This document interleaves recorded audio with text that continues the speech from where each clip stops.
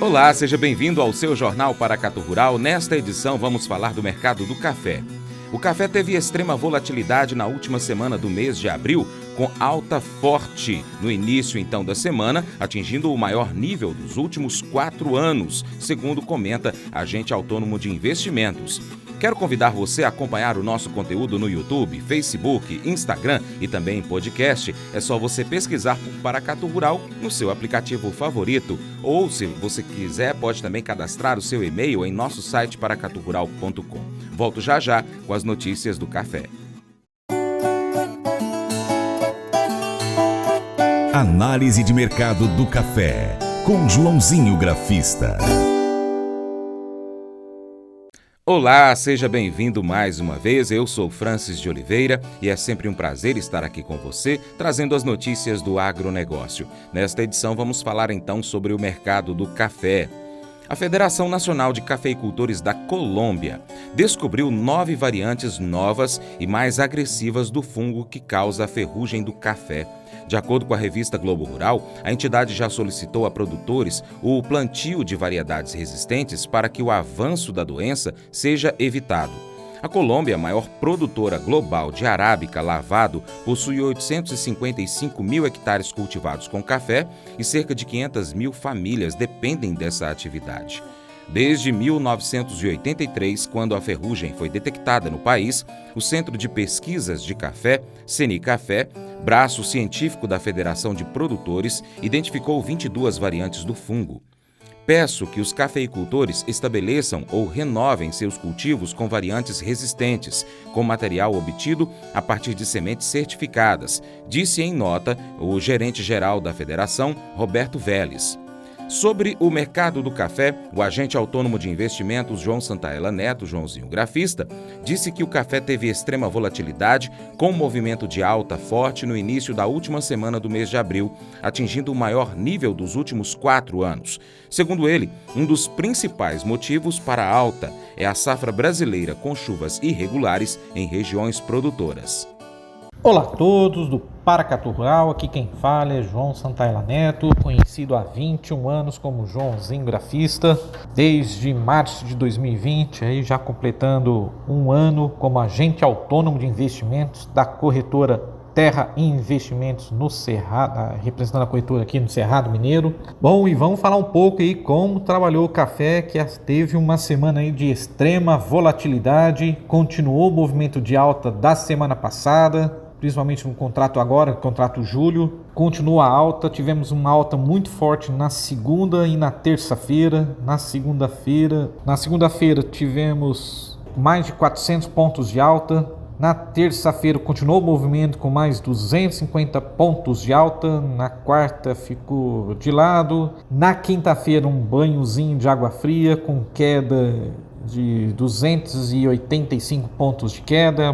Boa parte das commodities caíram forte, o café acompanhou. E na sexta-feira, o café fechou em queda de 155 pontos a 141,45, sendo que a máxima na sexta-feira foi de 145,75. Comentei nos áudios passados que o mercado poderia buscar essa região. Mas, como a gente fala na análise gráfica, o mercado encontrou finalmente um topo, na região dos 145 centos por libra-peso e acabou fazendo o que a gente chama de realização de lucros.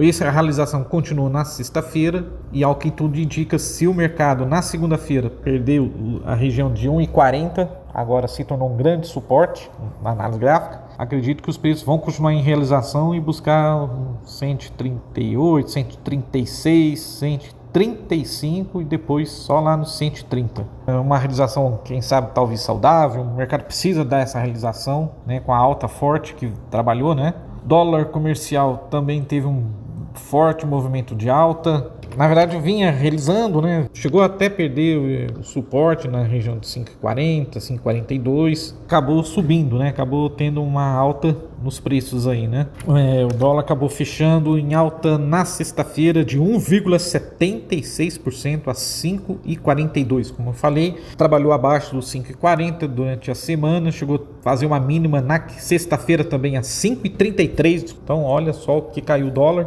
Mas voltou a subir e subir forte, na sexta-feira, fechando a 5,42. Quer dizer, provavelmente o dólar foi um dos motivos aí também, né, da realização de lucros no café, né? Dólar fecha em forte alta, com o exterior recua pela quinta semana no mês, né? Bom, vamos falar então um pouco por que o café teve essa volatilidade forte, o que influenciou, né? Quais foram as principais notícias, né? Bom, na semana, então, como eu falei, o café atingiu o maior nível dos últimos 4 anos agora no final de abril, na Bolsa de Nova York, também na Bolsa de Londres, subiu forte, avançou no mercado.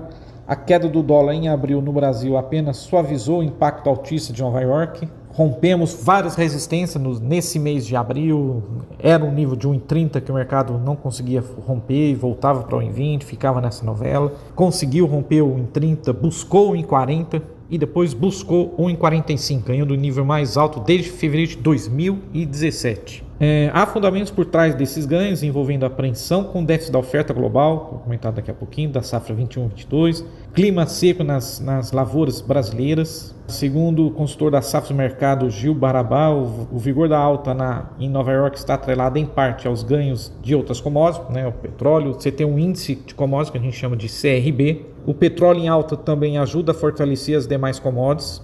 O fato que o cenário econômico mundial é mais otimista diante das perspectivas de avanço da imunização contra a Covid, e da retomada das atividades dos Estados Unidos, em parte da Europa e na China. Porém, o Gil Barabá ele ressalta que só o cenário financeiro não seria suficiente para explicar a intensidade do movimento de alta nos preços do café. Há fundamentos por trás, o fundamento é a safra brasileira, com as chuvas irregulares no primeiro trimestre de 2021 em algumas regiões produtoras de café do Brasil, o tempo muito seco ao longo do mês de abril e a previsão de pouca chuva em boa parte das áreas de café brasileiras nos primeiros dias de maio, começando a semana aí, acende o sinal de alerta produtivo. A falta de chuvas, embora positivo para o andamento da colheita daqui para frente, pode trazer sequelas produtivas tanto para a granação do arábica da safra 21, como também o potencial das lavouras da safra 2022. E como a gente tem o famoso Weather Market, mercado de clima, a chegada da primeira massa de ar polar no Brasil ajudou a derrubar as temperaturas, especialmente no sul do país, e isso ajudou a lembrar o mercado da temporada fria brasileira, induzindo a proteção contra o inverno, Os fundos sempre se antecipam, quando a gente sempre fala no mercado, comentou o Gil Barabá. Sempre ao temor, com geadas, Operadores monitoram a entrada de uma outra massa de ar polar a partir do dia 5 de maio, que deve ser mais intensa que a atual, com chance de chegar mais forte ao sudeste do país. Então, com certeza, a partir do dia 5, vamos ter queda forte nas temperaturas aí. A preocupação com o déficit da oferta contra a demanda na temporada 2022 vem sendo comentada por traders, o que pode se agravar com os problemas climáticos no Brasil. Muito fundamento aí altista para o mercado, Então, quer dizer, a queda de quinta e sexta é mais uma realização de lucros, pelo que também subiu e quem vem subindo no mercado físico, O produtor aproveitou as máximas aí para vender, daqui a pouco vou estar comentando. Então, os fundamentos do mercado de café apontam para uma perspectiva ainda otimista, produtores, indústrias, exportadores, especialistas, Ou seja, a cadeia produtiva do setor tenta dimensionar os prejuízos provocados pelo clima adverso no Brasil, que já colhe esse ano uma safra de arábica naturalmente menor em comparação com o ano passado, por causa da bianualidade, Ou seja, a gente tem 2 anos de safra bom, 2 anos de safra ruim, quer dizer, estamos na safra péssima, E depois do intervalo voltamos a falar mais sobre o café. Fique por aí.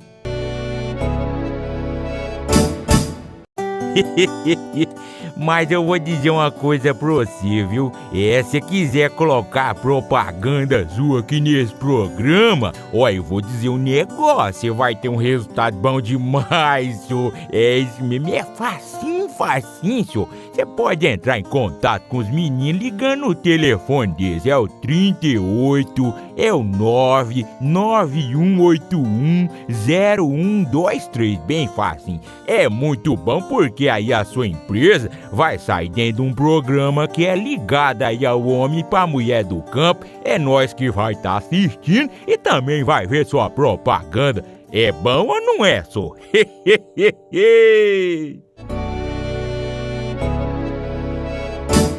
Ferrugem é uma doença causada pelo fungo Emileia vastatrix, que ataca especificamente as folhas do café e arruína os cultivos.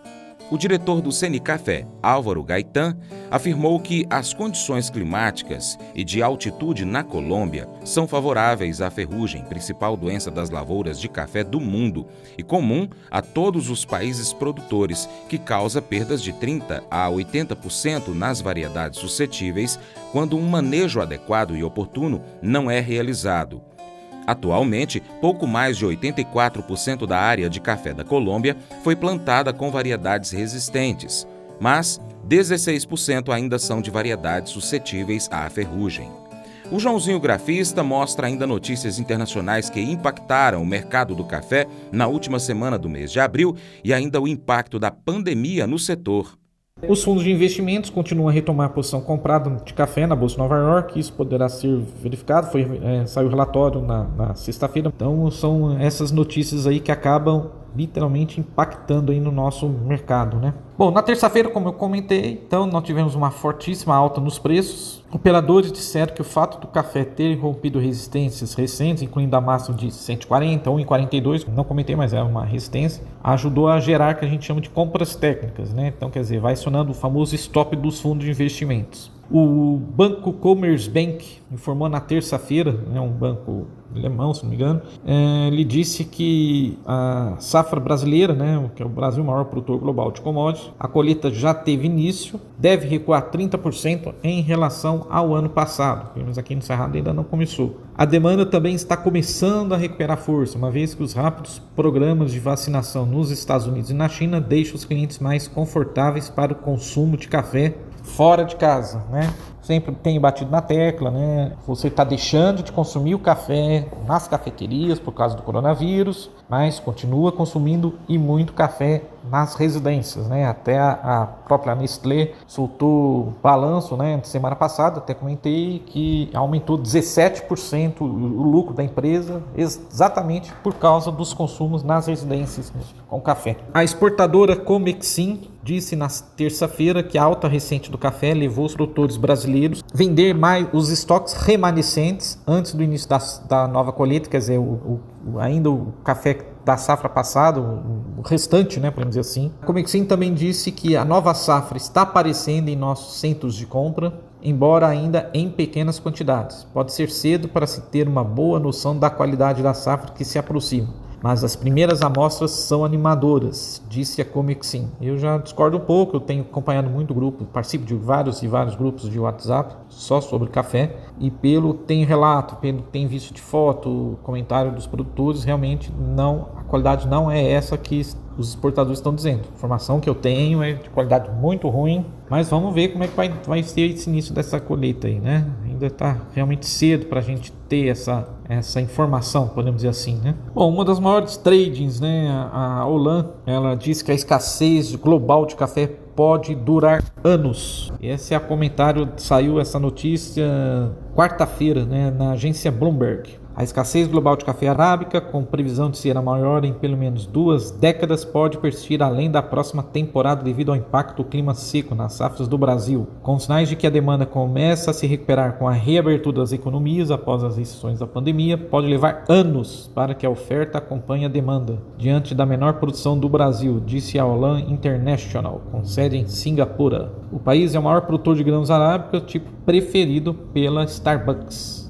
Esse cenário é acompanhado pelo aumento dos preços do café em grandes tradings, como a Suíça Vol Café e a Newman Café Group de Hamburgo, projetando onde as duas maiores tradings também apontam um grande déficit, né? A Olam disse que o mercado apertado pode continuar sustentando os ganhos, mesmo quando os pés de arábica entrarem na metade da maior produtividade do ciclo bianual da safra 22-23. Com certeza, né, vai ser uma safra alta até lá, como eles estão dizendo, ainda não vai ter problemas, né? Supondo que a demanda de café recupere nos níveis pré-pandemia, o maior fator altista para nós é que mesmo o ano no Brasil, né? No Brasil em 22-23 não será suficiente para compensar o déficit do ano anterior, disse Vivek Verma, diretor da Olam Coffee, né? Foi entrevistado pela Bloomberg. Vemos o mercado entrar em um déficit estrutural nos próximos 3 anos, o que será mais altista no longo prazo. Para a temporada 21-22, que começa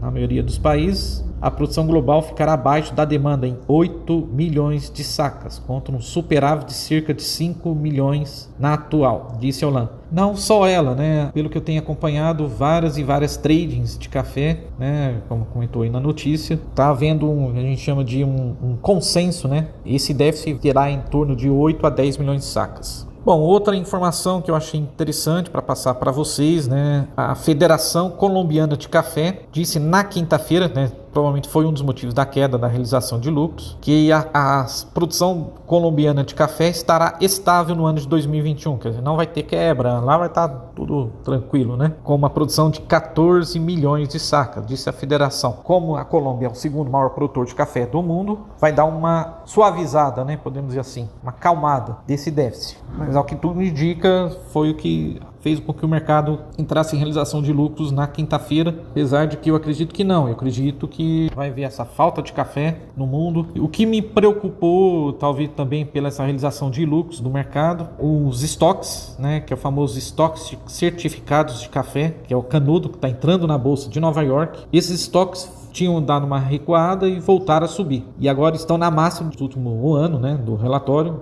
Esses estoques estão com 1,937 milhões de sacas, recuperando das mínimas dos últimos 21 anos em outubro do ano passado. Então esse é o único motivo que eu acho que, a não ser que esses estoques voltam a recuar. E aí sim o mercado continuaria a tendência de alta, né? Como trabalhou o mercado físico então? As cotações na quinta-feira caíram, né? O mercado travou, assim a base café bica natural dura chegou na casa dos 770 a 790 no cerrado. Lotes mais finos com preços ficaram em torno de 810 a 830 até 850 reais para um extra fino com certificado. Café de varrição também caíram, chegando na faixa de 720 a 750 para bebida dura e entre 620 a 710 para o famoso café duro riado. E bebida Rio entre 480 a 590. Já a venda futura, né, no mercado futuro, também foi curto, com preços pouco alterados. Lote de café fino, o famoso Final Cup, oscilaram de 820 a 830 para setembro de 2021.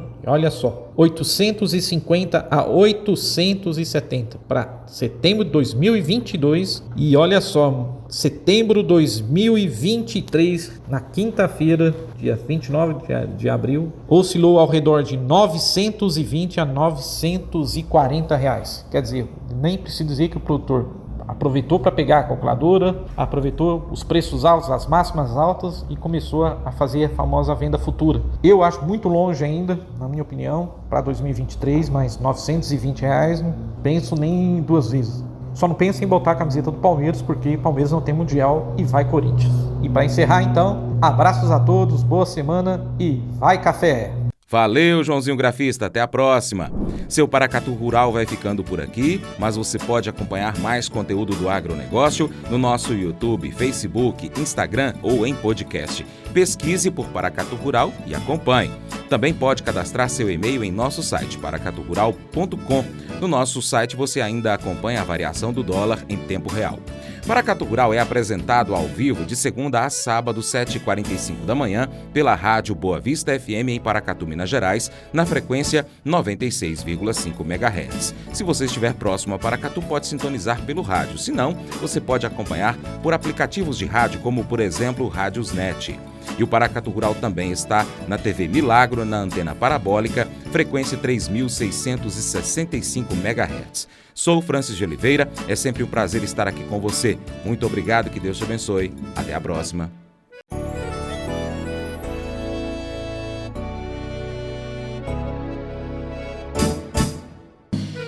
Acordo de manhã para prosear no mundo do campo, as notícias escutar.